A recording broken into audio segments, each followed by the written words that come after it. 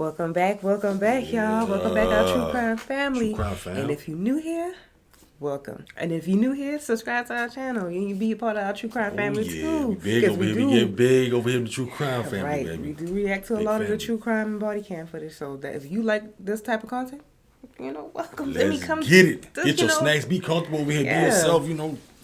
Sip tea, subscribe eat snacks. Channel. Share with your friends or whatever. But yeah, anyway, enough of all that. Let's get into this crazy video right here, man. This is a case of Peter Keller. Alright, so how do you feel, Kayleen? We haven't done the part that I'm not looking forward to. My husband's great. He really is. He's very respectful to me. I mean, he spoils me. He takes care of me. I'm getting pretty close to that time. This is what I gotta do. I don't even question it anymore. At this point, I don't know what's gonna happen. I may get caught right away. I mean, I could basically be dead in 2 weeks or 3 weeks. I don't know. What's going on? It's all in the chance at this point. Hey, Dad. Nice, we're not smoke. Oh my gosh. Though his family didn't yet know it, something was off with Peter Keller.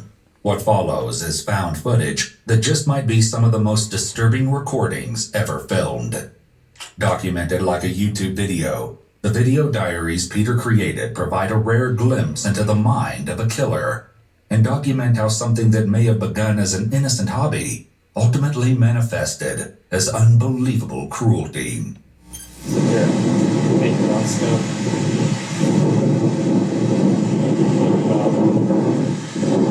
How did I get so... The majority of the following footage has never been seen before. It has been analyzed by a licensed professional counselor. Okay. Looks like everything's working. Just checking the camera out. Since it's the first time watching myself, I hate watching myself. So, man, that's the way other people see me. So, it's gonna take some getting used to. Not used to talking into a camera. Let's see, so here you can look at the trail. There's not much of a trail. I try to keep it as hidden as I can, so other people will stay off of it, which has worked so far. It's pretty far out, so nobody's been up here yet. I usually come up with between a 30 and 40 pound pack. Every time I bring a load of something up, I'm actually starting to get a lot up here. Try to make it as easy as I can during the transition time. So far I've got a bed, blow-up bed, mattress, with blankets and pillows and clothes and stuff to keep me comfortable. So we'll see how long I last doing this. I don't know. Just what exactly Peter was doing in North Bend, Washington isn't yet clear. It's incredibly rare to have self-recorded footage of a killer, and is especially interesting in this case because the scope of Peter's chilling plans could hardly be imagined from the casual conversations he has with the camera. Basically, come up here on the weekends, or on a Friday, weekday, whenever the weather permits, or depending on what I'm doing. At least once a week, and I tend to stay up here for about, with travel time, probably around 9 hours a day, or each time, which is a long time. When he wasn't traversing the wilderness with his camera and dog, 41-year-old Peter was also a father and a husband. Hey, Daddy. Okay, I got this bag. Because you guys won't let me take that main picture. He and his wife Lynette had an 18-year-old daughter named Kayleen, and the three appeared to be a normal, happy family. Are you videotaping here? Yep. Let's do a lot of videotape, and then I just cut all the junk out. However, Peter's mysterious project in the woods would eventually take a terrible toll on his day-to-day life. Kayleen Keller.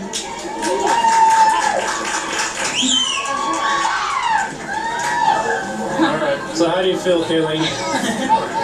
No more high school, yay! Feel different? No? You don't feel different? You got a new life ahead of you.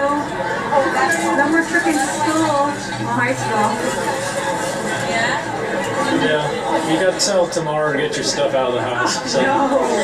She's staying with us forever. Sorry, person. Forever. Kayleen graduated high school just a few months after her father started recording his video diaries, and was on track to start at Bellevue College in the fall. In addition to her interest in environmental preservation and gaming technology, she also appears to have shared her father's interest in cameras and dabbled in the hobby of videotaping as well. You guys take a picture of me and sell me on eBay? I'm so sorry. What are you doing? Then I could have used your support. I came straight from your place as I heard. Come on, John. Lynette also sometimes used the camera to film videos she uploaded to YouTube. Hi everyone. My little puppy's looking outside. Okay, I got a lot of stuff to show you guys that I'm going to put in my store. I'm so excited. This is bag 2. And I had so much fun making these too. You guys got a lot of products in here. But I want to first show you, look at Dino. He just got a haircut a couple days ago. My husband was like, he's looking too scruffy. I am a very shy person, and doing these videos really helps me open myself, because I figured if somebody doesn't want to watch it, then don't watch it. I'm not forcing you to. So these videos really help, and he really helped me. While Peter worked to refurbish computers, Lynette struggled with medical issues, and as a result, wasn't able to work full-time. My husband, a few months ago, went out and bought me this big recliner for my back, and I'm just now starting to use it. He's so happy. Usually I just sit on the bus seat. I love this chair. He's here. He's supporting me. He takes care of me. Even though I can't go back to work and I'm home in pain all the time, he gave me my scrapbooking room. It's my dream come true. She made and sold custom paper flowers and shared her scrapbooking hobby in local fairs to bolster the family's income. Oh my gosh, I'm so excited. Pretty much this is my anniversary present. I'm so thankful that my husband was able to give me that so I could stock up on supplies for me. And I also got some stuff for you guys too. You know, my husband was looking at this and I was just like, oh my gosh, look at the detail. From an outside perspective, it appeared that although the family faced challenges, they were sticking together and making things work. But as later events would reveal, all wasn't going as well as it appeared. You can watch me open this thing. This thing's always so heavy. But works good. This impressive structure, affectionately nicknamed Camp Keller, was what kept Peter occupied in the woods for so long. Disguised as part of the hillside, the only thing that might give its presence away is a temporary tarp stretched over part of the roof, but Peter took care to conceal that with brush. This is something I wanted to do probably since I was a teenager. So make a home underground somewhere, deciding to live around people.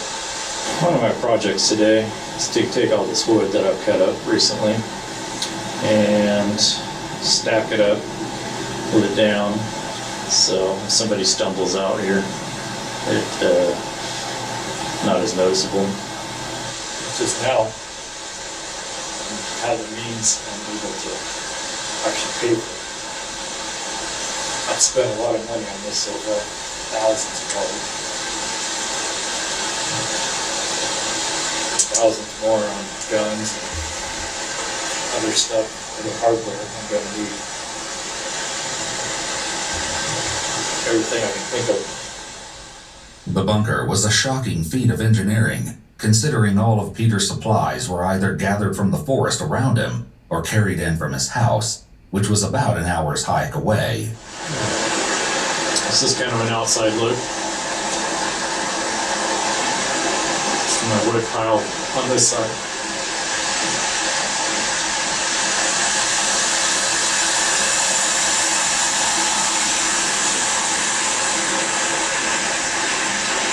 In addition to the tools and materials he needed to build the bunker, Peter carried a significant amount of food, drinks, and creature comforts into the camp. He brought enough to set up a kitchenette, complete with an emergency vodka stash.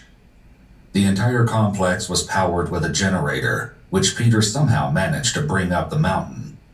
He even went out of his way to engineer a wood-burning stove made out of an inverted metal garbage can. Smart. He rigged a chimney to funnel the smoke up and out of the residence. This smoke would ultimately provide a valuable clue as to the camp's location. Other highlights of Peter's stash include multiple 5-gallon buckets, which could not have been easy to move, heavy-duty chains, and a hacksaw. But as impressive as the wilderness construction may be, the question remains as to why Peter built it in the first place. I just feel like I'm getting knocked back every time financially. My wife is just gonna suck all the money out that I have. And I'm so excited because I can actually afford these deals. My husband, he gave me some money to go in here, so I'm like so excited. All right, I'm getting ready to move one of these big beams in. This thing is pretty heavy, soaked with water, which makes them very heavy, makes it a real.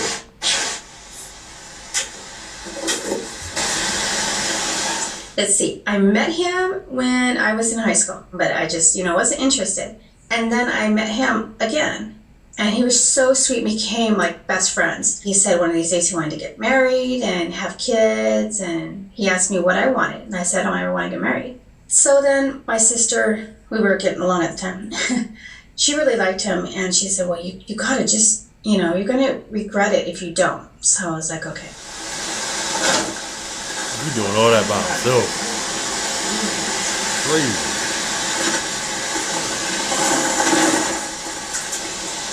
Then 3 months later, he started talking to me about marriage. And I was like, dude, I told you I don't want to get married. Stop pressuring me. We've only officially been together for 3 months.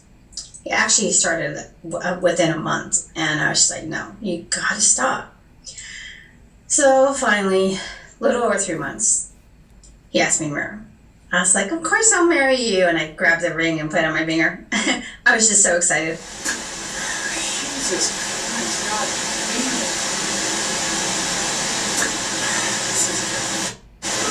That's my story of my husband, who is my husband, who's the love of my life. At this point, I don't know what's going to happen. I may get caught right away. I mean, I could basically be dead in 2 weeks or 3 weeks. I don't know.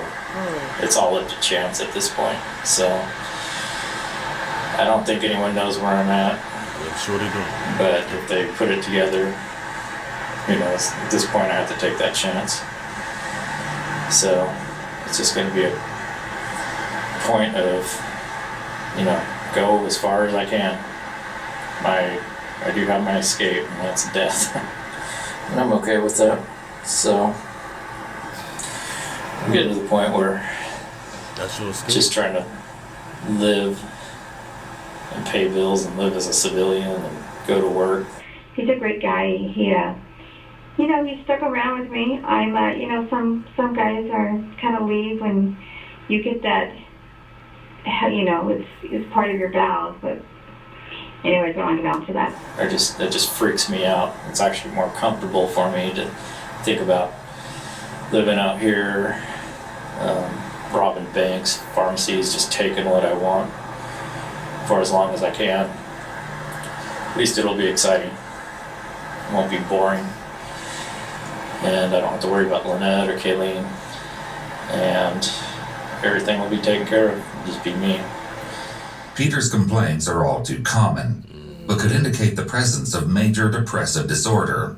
Additionally, too, like you gotta, it looked like you doing good and happy and all this, but you gotta know somebody's mental, where their mental is at. He probably been playing it real well at home. Yeah, like, you can tell. Daughter, yep. They see him as just loving father, loving husband, giving, especially doing for his wife, because his wife wasn't able to work because of her back, I guess. She had back problems. He's stressed out about a whole lot of stuff. Say financial issues, but I feel like, dang, you could have. I don't know. Everybody ain't different. Like, I mean, you can just talk to and whatever, tell your problems to. So that's probably how you feel. Common, but could indicate the presence of major depressive disorder. Additionally, Peter is doing a lot of fidgeting in this video, signifying that despite what he's saying out loud, his thoughts might be giving him a lot of anxiety. Yeah. Perhaps this stems from the fact that, as some of Peter's cryptic comments hint, there's a much darker aspect to his fantasy than he lets on. Well, I wanted to get a video log in because we haven't done part that I'm not looking forward to.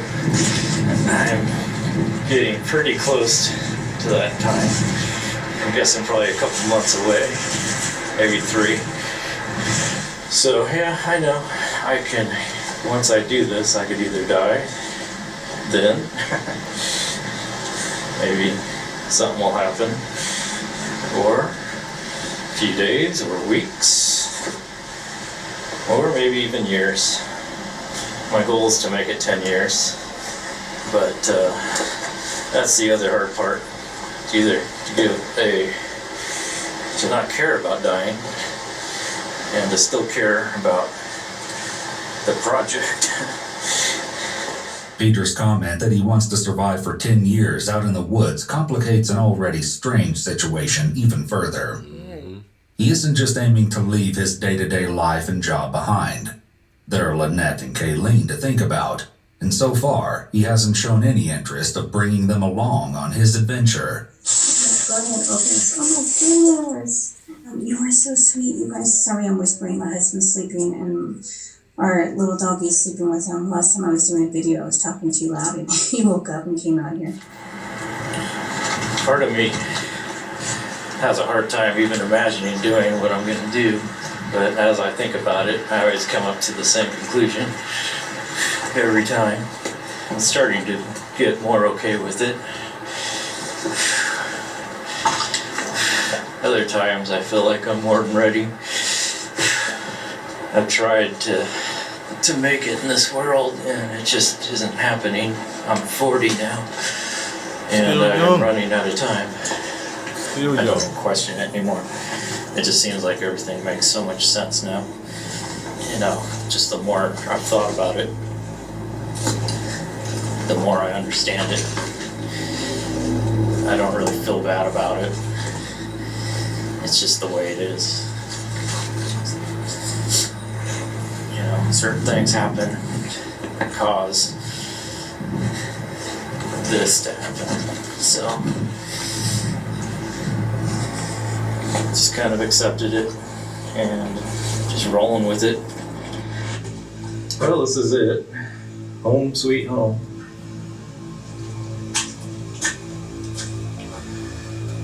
Got the lantern going so you can see a little bit, not a lot.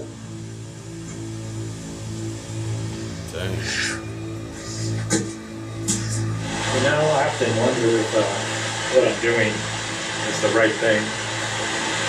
And I think it is. These statements, though shocking, actually align with the earlier theory that Peter was suffering from a serious depressive disorder. You know, as I do this for hour on hour, it's like I just sit there thinking on stuff.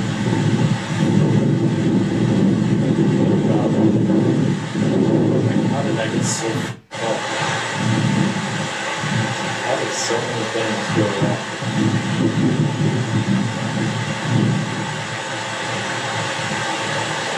I don't think it's all my fault. I think it's more upbringing, family life.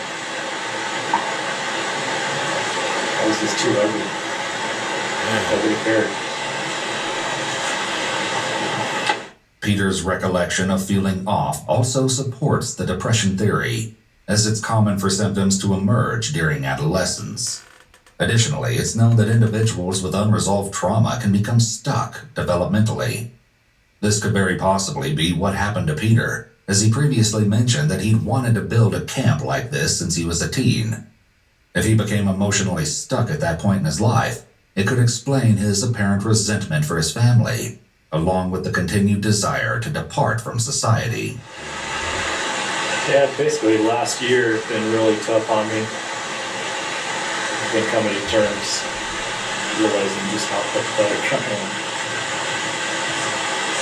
And there's just no hope. But it's tough. I wasn't interested in anything anymore. Okay. Motivate myself. All I did was work on this. It's the only thing that can make me feel better. But I think I've come to terms with it.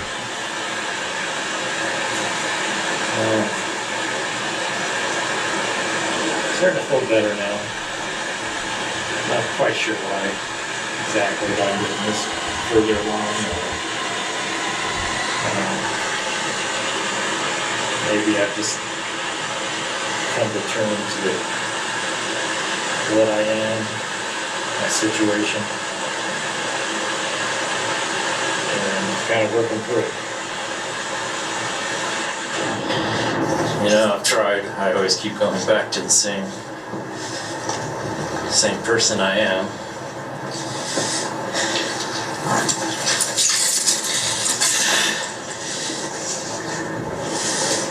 I guess it's also because I don't have anything. I never did. No money. My looks are horrible. My husband actually gave me some money, and I was going to go out and buy some of these, but I'm going to go buy ink instead. Oh my gosh. So She at home thinking everything is. sorry, I'm trying not to get too excited because my husband will be like, what are you doing? No personality. Damn. I mean, I'm okay with it. It's just I understand now very clearly this is the only thing I have. It's just a single pick, but you know, we all add single pick. Sorry, my dog's being crazy. My husband's probably chasing him around the living room. I know, my husband spoils me. He hates seeing me in pain, so tonight he came home and he gave me another $20 because he knows I'm going to the doctor's tomorrow and he wants me to stop at Michael's and get some more stuff. Well, it's about 2 weeks before the end. This is going to be my last video. Probably before till after that.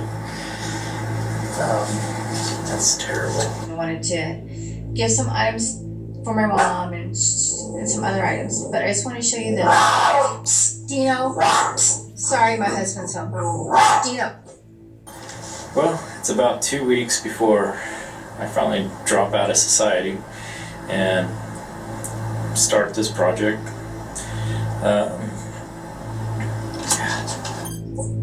Sorry. The cute little puppy, right? So these are the items that are in there now. They're hard plastic. Stop. Well, it's about 2 weeks before we finally drop out of society, fully commit to this. It's probably going to be my last video till after that. Here we can see that Peter actually does retakes instead of being fully candid, like other videos suggest.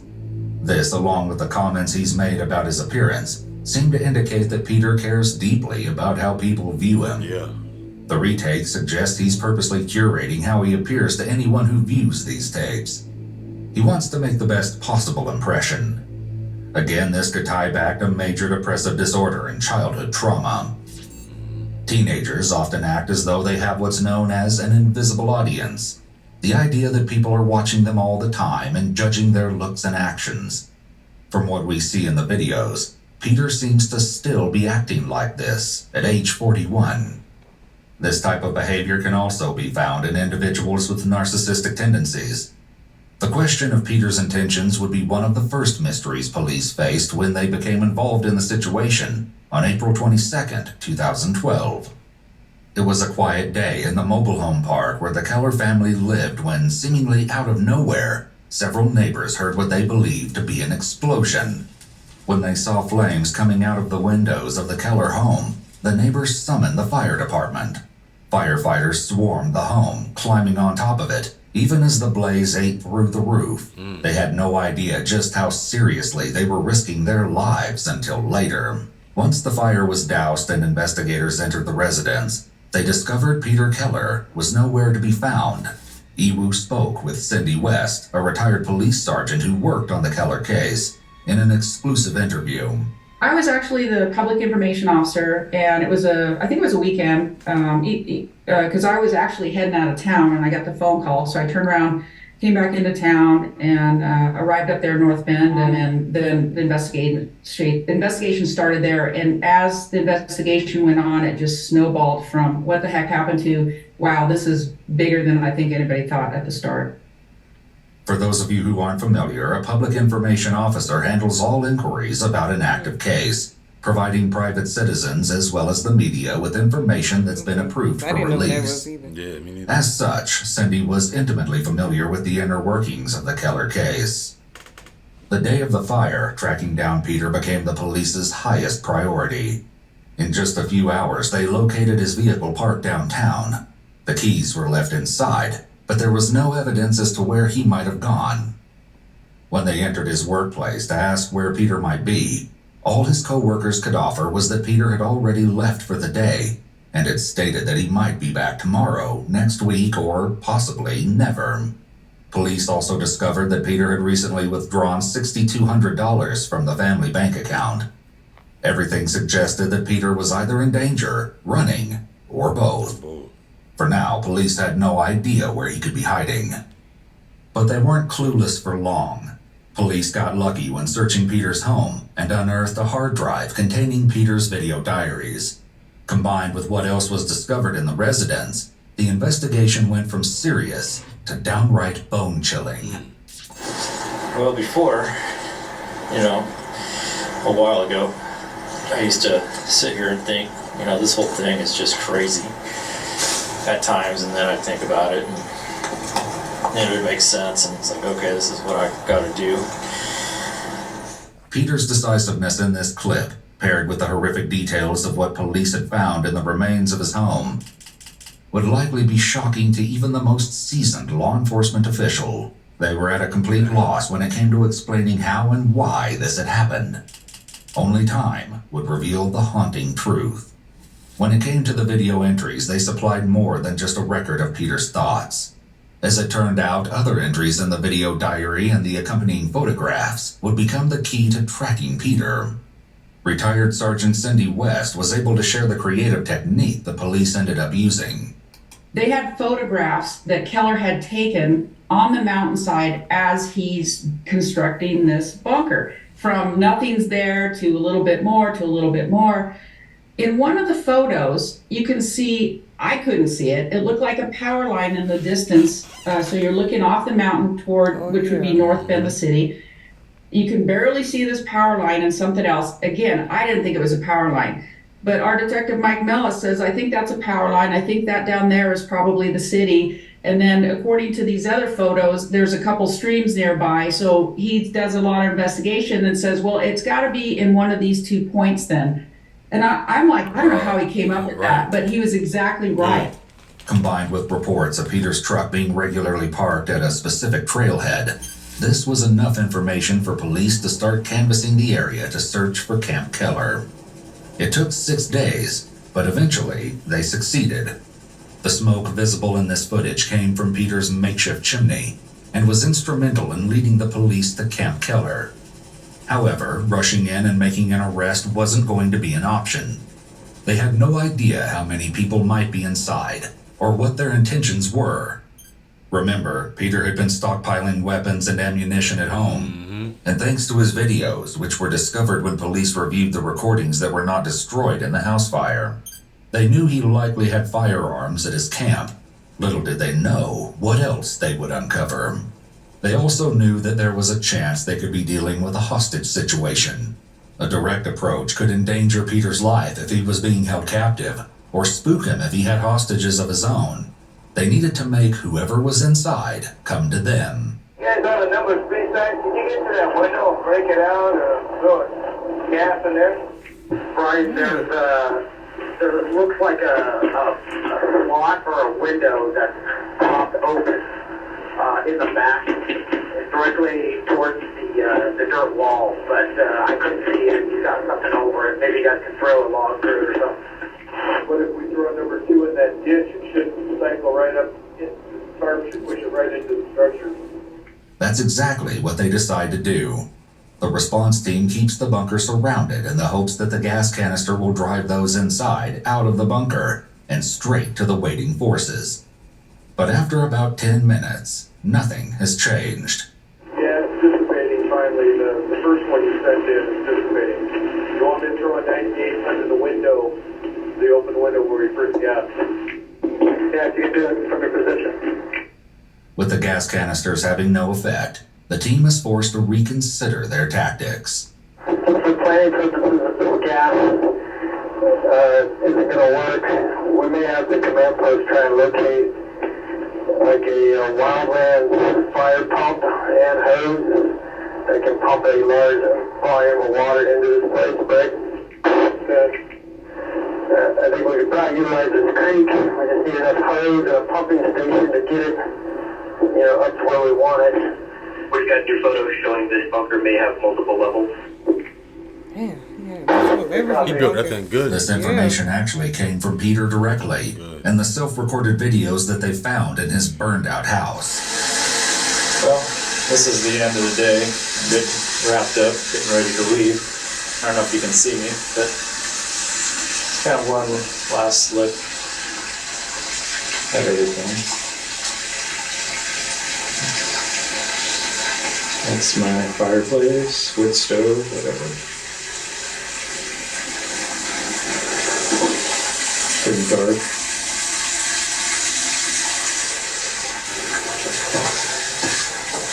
Now we're going upstairs.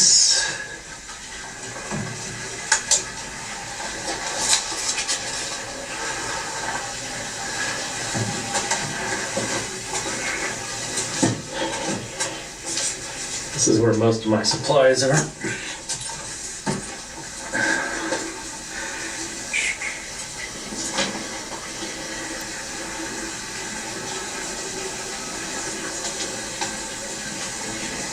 Pretty well stocked up. My window.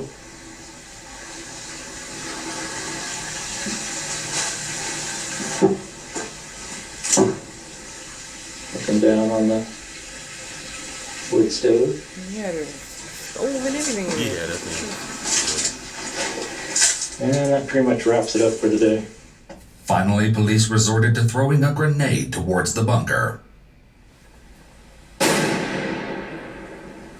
When even an actual explosion failed to get results, police knew that they would have to be the ones to approach. Yeah. After a full day of besieging the bunker, they decided to break through the roof.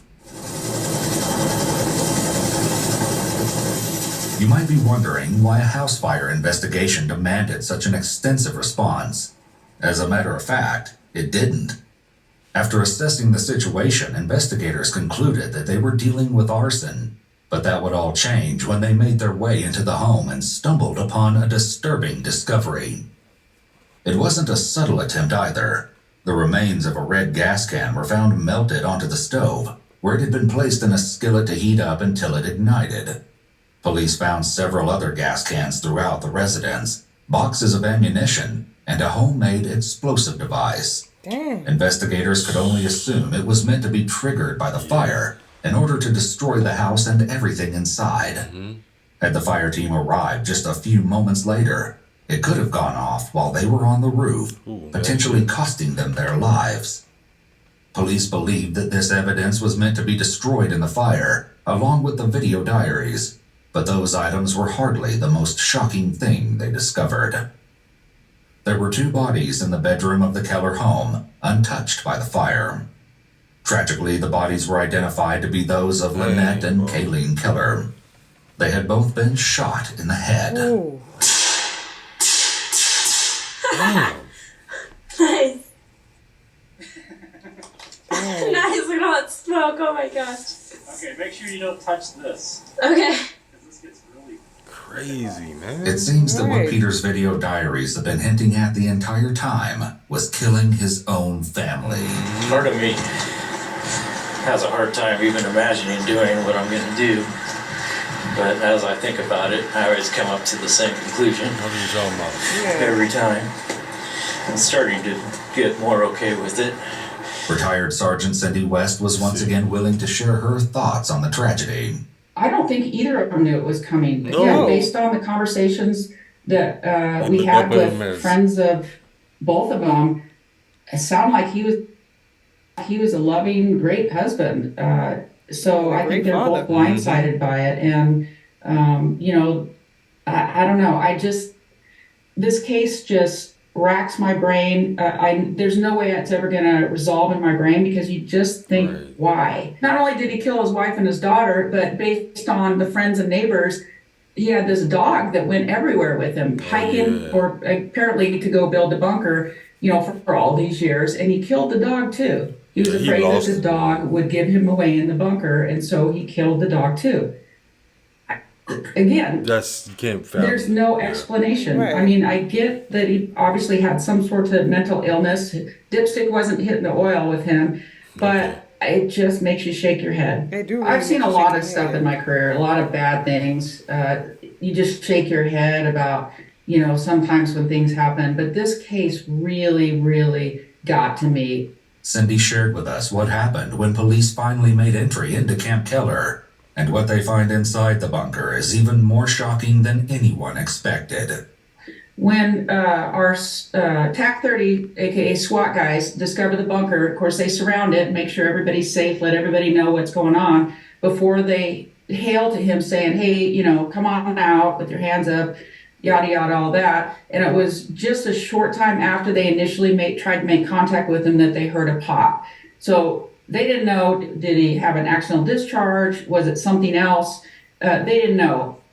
When the walls of Camp Keller were finally breached, police discovered that Peter had stayed true to his word and ended his life when faced with capture. Soon after the police surrounded his stronghold. Perhaps this was Peter's only intention all along. He wanted to achieve this teenage fantasy of living out underground in the woods before he died. But he had no end game other than his own death. Well, the fact that he was found was significant. We were worried what he might do to somebody else. If he's, brazen enough to kill his wife and his daughter, then what's he going to do to somebody else? But I think there was a sense of relief that it was over, that he had been not apprehended, but that he was finished with his crime spree, that nobody else got hurt. There was so much potential for injuries to citizens and all the officers involved that it was definitely a sense of relief. The camp was turned over to King County Department of Natural Resources, who eventually destroyed the bunker. Peter's cash hoard was donated to a memorial scholarship established in memory of Lynette and Kayleen. R.I.P. Lynette and Kayleen, man. Right. That's so sad because they didn't even know thought they had somebody they can trust, somebody that think they was going to protect them and take care of them. And it turns out... He had a different mask on around them. Right. The whole time he just was playing them. But why? When people do stuff like that, just take yourself out. Like... Your daughter had a whole future ahead of her. Your wife was doing things. I mean, you stressed out. She had a whole future ahead of her, too. Yeah. She was going on YouTube, selling her crafts and stuff that she was doing. You was worrying about the financial things. I mean, and everything is parents, childhood stuff. Childhood trauma. He felt like a failure. But then you didn't have to go His through that. wife and daughter didn't see him as a failure, though. No. I just don't understand it. You talking about your parents? Your wife loved you. Yeah. I don't know. That was crazy. Yeah, it's just something like that. You just can't fathom because it's like, damn. Mm-hmm. Why? And then you kill your dog too? The dog loved being around you? Like, what? Thought the dog would give him away. Yeah, you was going to take yourself out regardless. But, I mean, I don't know. That was sad. A crazy one, yeah. Mm-hmm. Y'all let us know y'all thoughts down below in the comment section. We be down there with y'all too, seeing what's going on, see what y'all thoughts is about Peter. Check out the rest of the videos. Share it with your friends. Let's get this family big over here. Let's get it big. We'll catch y'all next video. Catch y'all next one.